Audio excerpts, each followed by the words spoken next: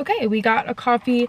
I got a medium iced latte, caramel with extra caramel and extra sugar because they always make it kind of bitter here. I really just want to use this straw to stir it around. All right, cheers. Let's do a taste test. They made it extra good today. This is so good. So let's get into this little pregnancy recap. I posted a question box on my Instagram story. I low-key didn't get that many questions, but that's okay because I have a whole recap for you guys. I have been through my first trimester. I've been through my second trimester. Yeah, this is the last week of my second trimester. So I'm really excited. And then after I have baby boy, I will do a little third and fourth trimester recap with you guys as well. Let's get into it. Obviously, we're gonna start out with probably, I feel like, what everyone's question is when they see if someone is pregnant. I mean, maybe this isn't everyone's first question, but I feel like a lot of people wonder, and I got asked if we were trying, and we were. Malik and I decided, we have been married for almost 3 years. It'll be 3 years in August. So we decided after our second year wedding anniversary that we were going to start trying for our second baby. If you guys don't know me or anything about me, I have one daughter. Her name is Alea. She is 4 right now, almost 4.5. We had her when we were teenagers. Do not recommend, would never condone or promote teen pregnancy, but you know, we worked really hard to be a family, and then we gave our lives back to Christ, or more like we gave our relationship back to Christ, and we decided we were going to re-wait until we were married and get married and be a family. So that is kind of the gist, I guess, of our family dynamic. We had a kid when we were 18 and 19, and then we got married when we were 20 and 21. We decided we were going to grow our family and start trying for a baby after our second wedding anniversary, and by God's grace alone, we ended up getting pregnant fairly easy, which I was kind of worried about because our marriage definitely was not smooth sailing the first 2 years, and we went through a lot of rockiness and just honestly hard times, and I was really worried that this was also going to be, you know, a high mountain to climb in our marriage. But we did a lot of prayer, fasting, and by God's grace we got pregnant with baby boy in September. Yeah, we're really excited. This pregnancy feels so much different because we are married and this is planned, and we get to be with each other for the entirety of pregnancy. Obviously, he was there for me my entire first trimester, and being able to support me differently than when we were basically kids, and we're just more mature now. And yeah, so that is really exciting. Basically, since we were trying, my first trimester, or like 2-week wait period, if you guys know anything about trying to conceive, you have a 2-week wait period, which is the time between ovulation and conception, and then when you miss your period. So during this time, since I was trying, I was very in tune with my body, and I was just thinking every little thing, like, could this be a symptom? But I also didn't want to drive myself crazy, so I was trying to also keep my mind off of it at the same time, if that makes sense, and know that nothing was necessarily in my control, and literally just praying about it and trying not to let my thoughts spiral. But I would say my most prominent 2-week wait symptoms, just feeling really tired, and also I was getting a cramping, like a twinging pain, not necessarily like a dull cramp, not like a period cramp, but like a quick sharp little twinging pain on my left side, and it actually scared me because I was worried that I was having a problem. I was not thinking like, oh, the baby's implanting.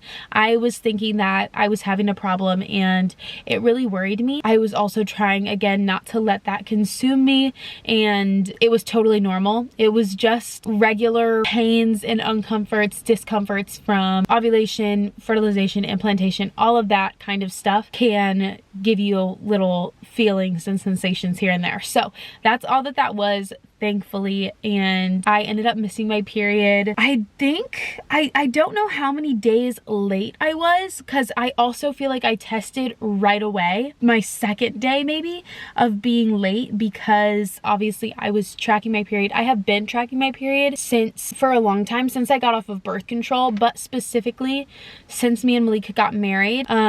We have not used any type of protection, or I haven't been on birth control for a long time just because I did not like how it made me feel. So I've been tracking my period. I thankfully have a pretty regular period to track, and that's how we did not get unexpectedly pregnant the first 2 years of our marriage. I'm looking in my camera roll right now. I found out that I was pregnant on September 21st of 2024. So I think that I was like 2 or 3 days late. I didn't want to test too early, but pretty much when I missed my period, I was like, I mean, we're trying. The anticipation has been really getting to me the past 2 weeks. Like, I'm just gonna take a test. And I seriously was like delusional. The first test that I took, I just didn't think that it would be positive, because I've taken tests in the past thinking like, oh, maybe. But when I turned it over and there was a plus on it, I was shocked. Like, I immediately dipped my digital test and I was just like, no way. That's all that I kept saying was like, no way, no way, no way. Even though we were literally trying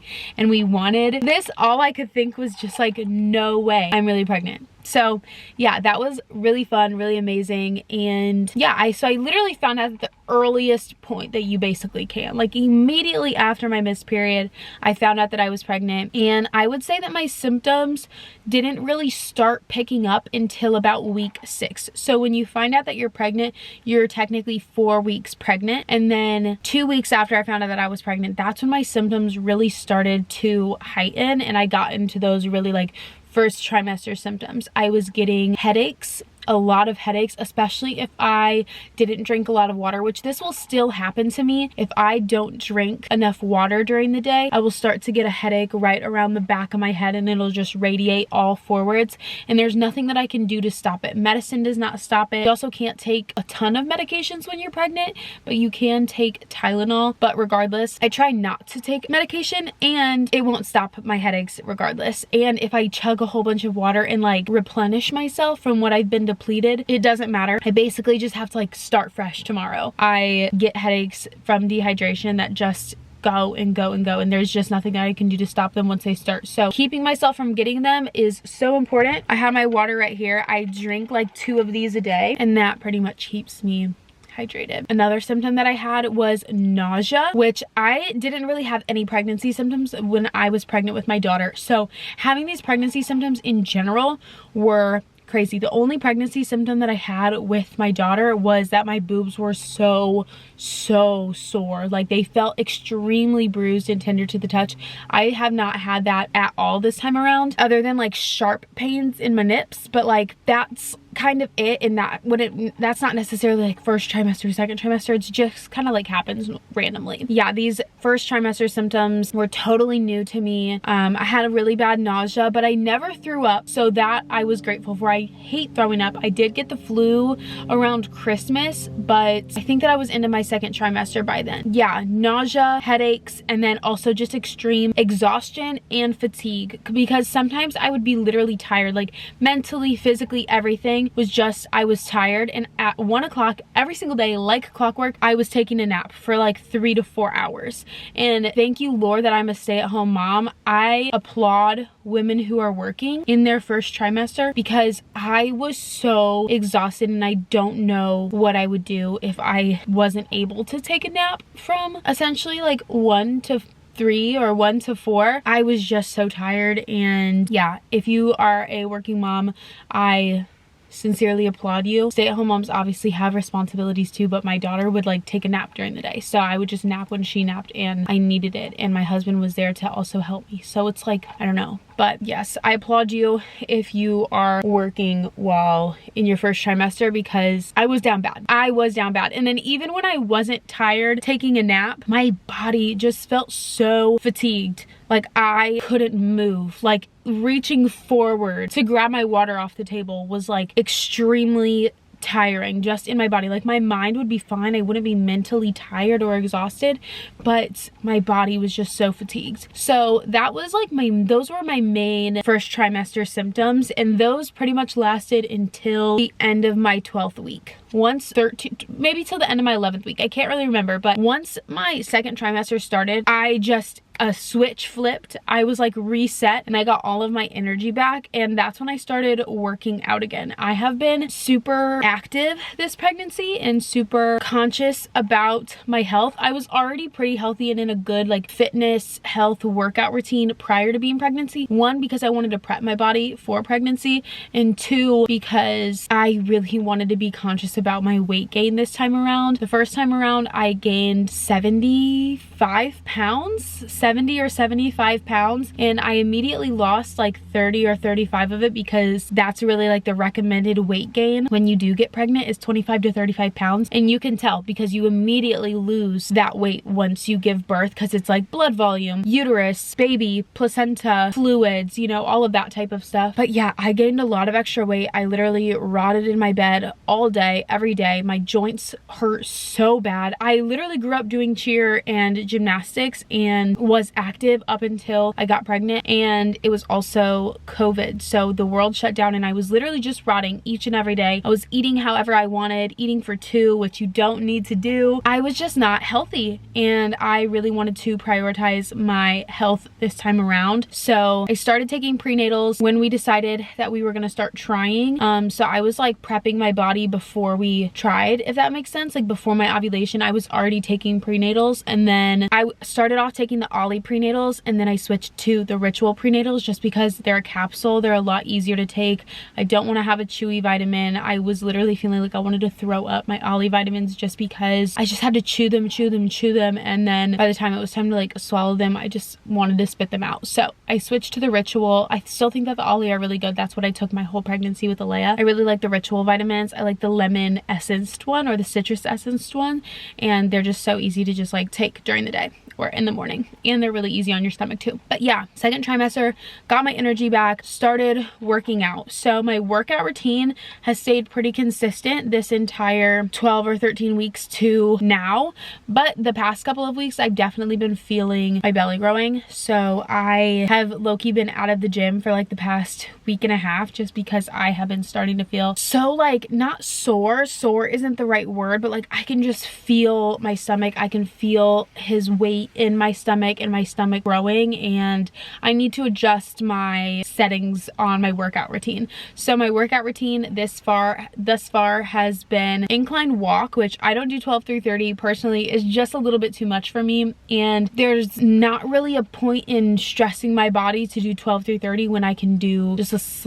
a little bit slower and a little bit of a decrease in the incline. So I do 8 incline, 2.5 speed for 30 minutes, and it literally will give you the same benefits. It's still a high intensity incline walk. So that's what I do. And then I do 20 to 30 minutes of Pilates. So I've been doing Pilates core since my first trimester. I started doing a first trimester core video. I think that her name is Lauren Fitter. I do her pregnancy core workouts. So I did the first trimester workout, and then I was doing the second trimester ab workout, core workout, and then now I'm doing the third trimester one, just because one, I got bored of the second trimester one, and two, my belly's growing a lot more. So I just decided, let's start the third trimester video. And so that video is 10 minutes long. So I'll do 10 minutes of core, which is really important to me to keep my core strong for after baby boy is born. Just being able to have my stomach come back together and be really strong. You know, your trunk is like your whole body. Like, it's so important. It's the whole core and trunk of your body. So making sure that I stay healthy in my abdominal region is really important to me, and then also my pelvic floor, making sure that I stay healthy and strong there. It will help with labor, it will help with pushing, and it'll help with recovery. 10 minutes of pregnancy core, and then doing whatever leg video that I want. I really like Bailey Brown Pilates videos, so I'll either do a 10-minute leg workout, or I'll do a 20-minute leg workout, and then I'll do 10 minutes of arms if I did 10 minutes of legs, if that makes sense. So either 20-minute legs and 10-minute core, or 10 core, 10 legs, and 10 arms. And I do pretty much just all Pilates workouts. I'm not really a big lifting girl anymore. I used to love lifting, but just not my type of workout anymore. I found myself gravitating more towards Pilates and slower, controlled movements. I feel like I can work the muscles that I want to work out better when I do Pilates rather than weightlifting. So yeah, that has been my kind of workout routine. Once I got my energy back, that was like my #1 priority in pregnancy and in general was taking care of my body. I already eat pretty like healthy, balanced meals, and I'm not overeating. I do not want to overeat, and even if the foods are healthy, you can still have a calorie surplus, which just isn't necessary. Just because you're pregnant, you don't need to eat for 2. That's just like a little fun saying. And when you look up on Google like how many calories should you be eating, and it says 200 to 300 extra calories a day, that's literally like a snack. It's not a big whole extra meal. And I know this because I have tracked calories in the past, which I don't do anymore. I just do intuitive eating now. But yeah, like just an extra snack, a granola bar and a yogurt, something like that, something quick and easy. And now, especially since my belly is growing and rising, I think that he's above my belly button now. I think like 2 inches above my belly button. My uterus is the size of like a basketball or something. I am doing like smaller, more frequent meals rather than 3 meals a day or something like that. Yeah, definitely just keeping on my same kind of diet. I mean, I'm not on a diet, but you know, like just what I'm consuming, staying the same that I would if I wasn't pregnant. And I still eat out. I still obviously drink a little coffee, which you can have 1 coffee a day, 200 milligrams, I think that it is, of caffeine a day. Yeah, still everything in moderation, but definitely just been trying to keep track of my health. And this has really helped in my 2nd trimester. I have basically had like no symptoms. I would say that I really just started to feel pregnant a few weeks ago when I started like really growing. Like once he started to get up like to my belly button, and now like up about 2 inches above my belly button, that's when I really started to feel pregnant. I didn't feel him kick until 20 weeks. I mean, I think that I felt little things here and there, maybe starting at like 16 or 18 weeks, but when I really started feeling him move, like for sure, like, oh, that's my baby, was 20 weeks on the dot. I started feeling him move all the time. Obviously, that's a pregnancy symptom. I would say that like staying healthy and fit and like active has really helped my body during my 2nd trimester to like not feel much different other than my belly and him moving inside. But one thing that did start probably around week 13 or 14 was heartburn, which I had really bad heartburn with my daughter. But I feel like, I don't know, is it a myth about the hair? Probably, but my daughter did have a full head of curly hair when she was born, and I have no doubt that baby boy will too, because I was also born with a full head of hair, and so was my husband Malik. So, you know, I started my heartburn really early, and it would literally start right when I was like laying down to go to bed, probably because I'm like horizontal, but heartburn, and then like starting to feel him move and him moving up, and then along with like I said earlier, the dehydration, headaches. Those were my only real symptoms in my 2nd trimester. I would say around 23 weeks is when I got my pregnancy pillow. I did start to have lower back pain and also round ligament pain. Probably around the 20 to 23 mark is when I started having like lower back pain and like more round ligament pain, just from my uterus growing and like different pressures. Also, your hips loosen when you're pregnant because of, I think it's called progesterone. It makes your joints looser and like everything just looser and more able to move around and relaxed. And I definitely felt that in my hips and in my lower back. And then round ligament pain is just pain that you get like if you do like maybe a sharp movement, or you cough, or you sneeze, or you laugh. That was like a big one for me, was coughing, laughing, sneezing. That made my round ligament pain be like it's just like a little sharp pain. That has been my pregnancy symptoms. When I got my pregnancy pillow, I got the Mom Cozy. I just got like a cotton pillowcase. That's why I got the Mom Cozy one, because all the other ones that I were seeing were like velvet, and I'm just too hot of a sleeper to do like a velvet cover. That is not sounding appealing to me. I don't want like a soft velvet cover. I just got like a regular cotton one. I can link the Mom Cozy pillow that I got in the description. I'll link my prenatals too. Yeah, I think that I got that around like 23 weeks. So I honestly haven't even had it for that long. It definitely saves my sleep now. I like need it, and it's the time where like you can't really sleep on your back anymore because your uterus is too heavy and can like compress a vein or an artery, something like that. I can't remember exactly. You're not supposed to sleep on your back, and so keep having the pregnancy pillow support me and keep me like on either side is just really nice to have, and great extra support, and definitely has like stopped my lower back pain. Yeah, those are my pregnancy symptoms for 1st and 2nd trimester. I do have some some questions. Yeah, let's talk about ultrasounds. So my ultrasounds, I had my first one at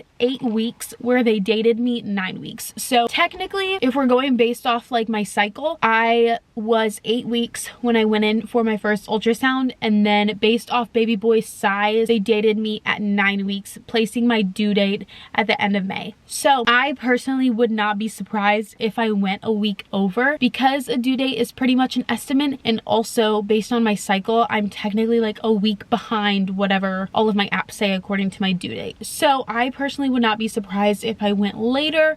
I haven't even honestly thought about going earlier, and I was just talking about this with Malik. Like, if I did go over, I mean, if I did go early, I could potentially have my baby within the next 10 weeks. That sounds crazy. That sounds so crazy, especially because I just feel like the first 14 weeks of pregnancy like went by really, really fast. So like the fact that I could have my baby anywhere in the next 10 to 13 or 14 weeks is just mind-blowing. Yeah, so I got dated ahead.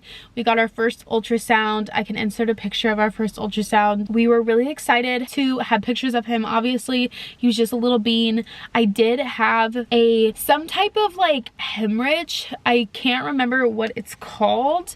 Let me look it up really quick. Subchorionic hematoma or hemorrhage is bleeding between the walls of the uterus and one of the sacs surrounding the embryo. It's a common cause of bleeding in early pregnancy. I didn't have any signs. I never had any spotting or anything like that, but I did have that like hemorrhage, and they were like, we're gonna have you come back in at 12 weeks, which was 3 weeks from my new date of 9 weeks basically, and make sure that it's all healed.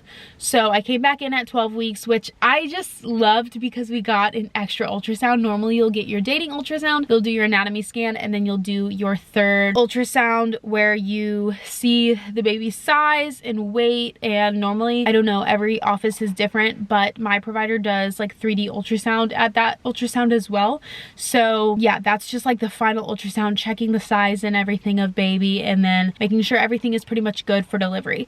So we got an extra ultrasound at 12 weeks where we got to see baby boy, which we loved obviously, and he was a little bit bigger. We saw him kind of like moving a little bit, but like he was still pretty much a bean. I can insert a picture of that too, but he was still pretty much a bean. And then we went back at 21 weeks for our anatomy scan. So that happens anywhere between probably, I don't know if they do it sooner than 20 weeks, but I know that they definitely do it like between 20 and 24 weeks. And that's when you go, you know, check his anatomy or her anatomy if you're having a girl. They look at all the bones, they look at all the organs, face, fingers and toes and everything like that, and he looked perfect. I was nervous and excited for my anatomy scan. I mean, naturally, I feel like everyone has a little bit of nerves going into their anatomy scan. Sorry, the camera stopped. Hope the angle didn't change. But we did originally find out at 12 weeks, I think. 12 or 14 weeks, his gender. So we did the NIPT, which is like a whole testing for all of his health. I mean, it wouldn't really matter to us what the results were, because obviously, like, he's our baby and we're gonna take care of him no matter what. But we wanted to make sure that we were prepared if anything were to be wrong. So we did the whole genetic testing and we found out his gender early at 12 or 14 weeks. I don't remember which, but obviously I was like nervous that his gender on the ultrasound was not going to be a boy, just because we were super excited to have a boy, obviously, because we have a daughter. But he was definitely a boy. And yeah, all of that testing, the genetic testing, came back good. And then also they do like a spinal tube or neural tube defect testing as well a little bit later. I think that was around 12 or 15 or 17 weeks, something like that. And all of that stuff came back normal too. So yeah, we went to our 20-week anatomy scan. Baby was healthy, and we ended up getting some 3D ultrasounds that day too, which we did not get with our daughter. We only got them at like the 32-week scan. So we were so excited to see baby boy, and I'm obviously going to insert pictures of like all the ultrasounds that we've got. But yeah, seeing his little lips and nose, and like we're so excited to see him, excuse me, at the 32-week ultrasound, just because he'll have like more fat on him and we'll see what he's actually actually more going to look like when he's born, and Alea's were super accurate. So yeah, really excited about that. At my 20-week appointment, however, we found out that my placenta was covering my cervix, and I'm pretty sure it was completely covering my cervix. I think that's called placenta previa. Since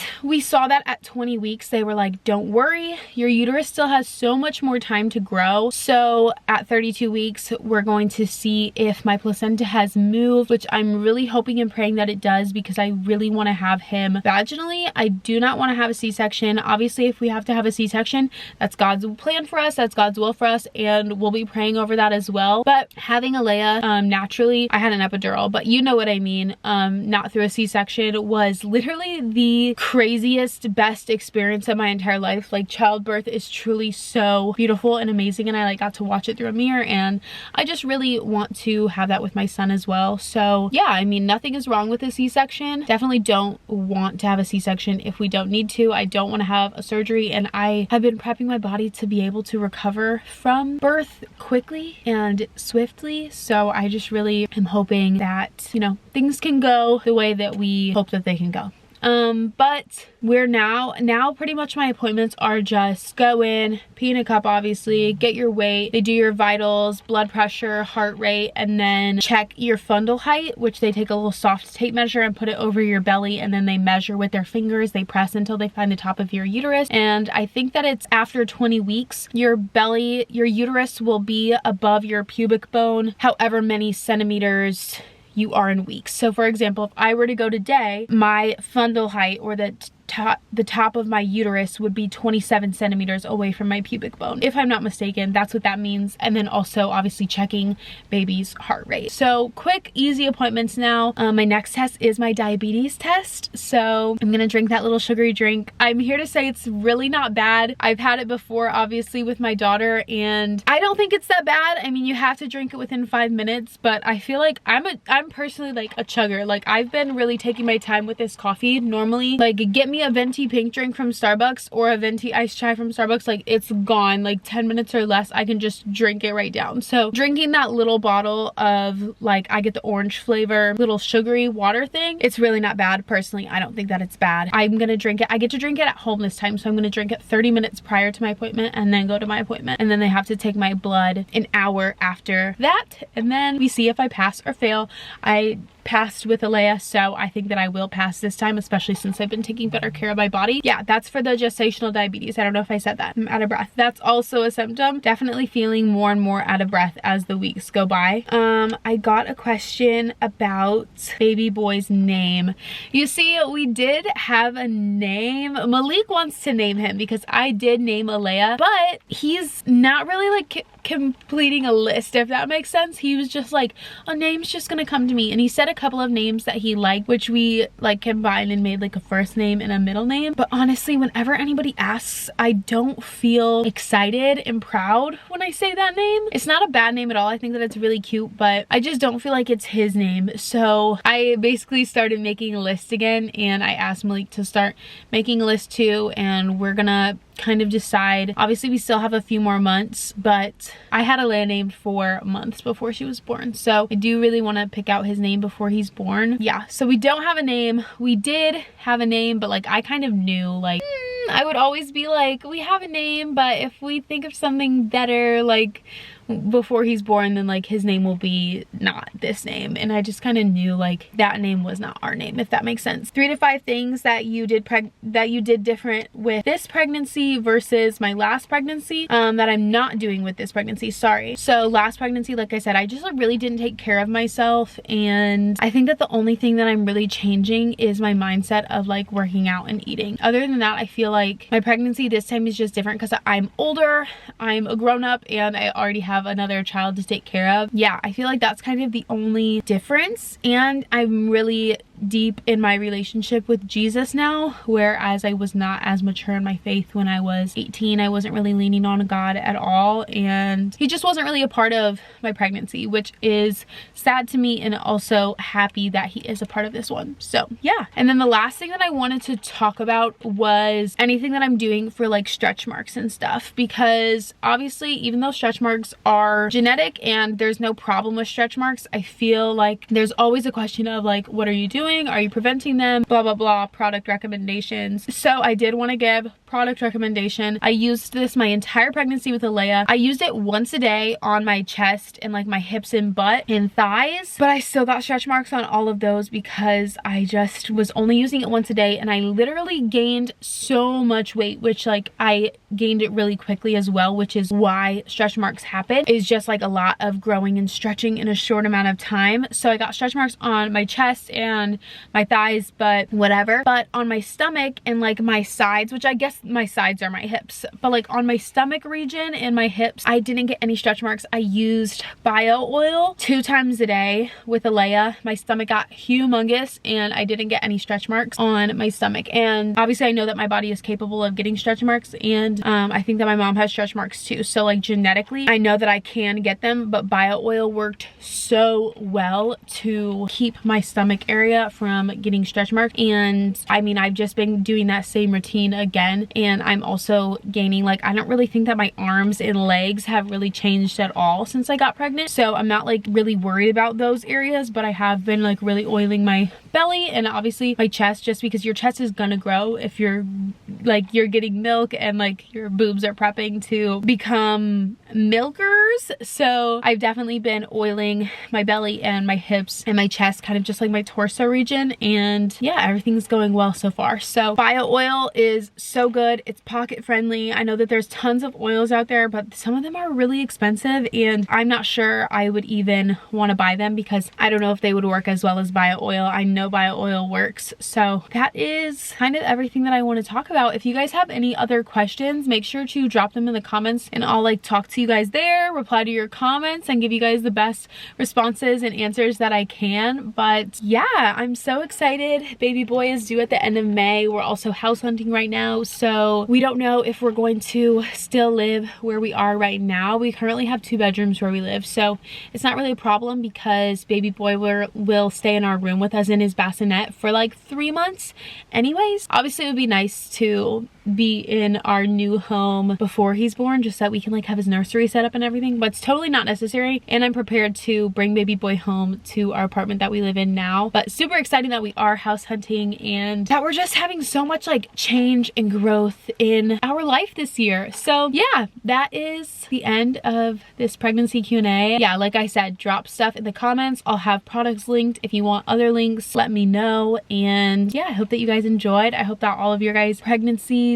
are going so well, and I'm praying for safe delivery and safe pregnancy for mom and baby for all of you guys. And I will see you guys in my 3rd and 4th trimester recap. So I'll see you guys again for another video like this after baby boy is born, and I'm so excited. So love you guys so much. Make sure to tune into my vlogs and stuff if you guys watch vlogs and just want to see regular life stuff as well. And yeah, I love you guys so much, and I hope that you guys have a good rest of your day.